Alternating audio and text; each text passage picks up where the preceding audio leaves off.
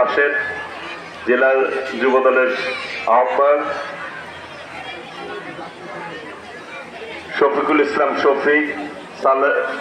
Saleh Mohammad ethane, Nurul Islam BP, সোহাগ এই ওয়ার্ডের সভাপতি,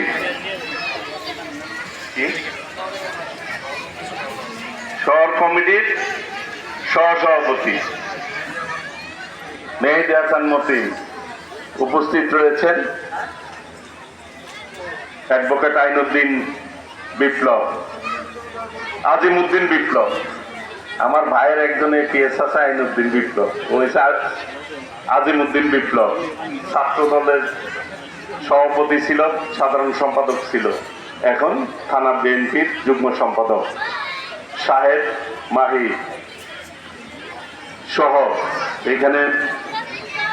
নুরুল ইসলাম বিপি, উজ্জ্বল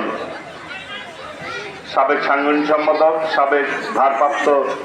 ছাত্রদল সাধারণ সম্পাদক, সোহাগ, সজীব সহ রুনু আমাদের আমেরিকার প্রবাসী, ঠাকুরপাড়ার নিবাসী, সাবেক ছাত্র নেতা, বর্তমান বিএনপি নেতা উপস্থিত, এই থানাপাড়ার ভাই ও মা বোনেরা,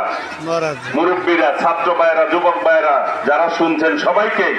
আমি আমার ব্যক্তিগত পক্ষ থেকে, আমার দল বাংলাদেশ জাতীয়তাবাদী দল কেন্দ্রীয় নির্বাহী কমিটির পক্ষ থেকে, সর্বোপরি মা মাটি মানুষের নেত্রী, আমাদের প্রিয় নেত্রী দেশ নেত্রী বেগম খালেদা জিয়া, বিএনপির ভারপ্রাপ্ত চেয়ারম্যান দেশ নায়ক তারেক রহমানের পক্ষ থেকে জানাই সালাম এবং শুভেচ্ছা। আসসালামু আলাইকুম রহমতুল্লাহ।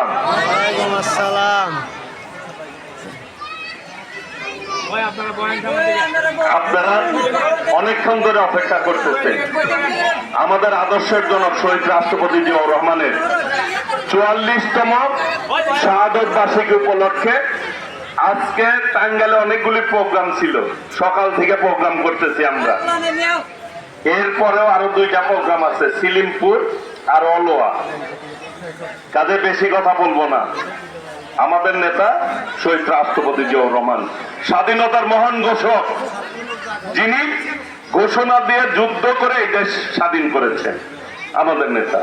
আমাদের নেত্রী দেশ নেত্রী বেগম খালেদা জিয়া 9 বছর আন্দোলন করে মানুষকে গণতন্ত্র দিয়েছে,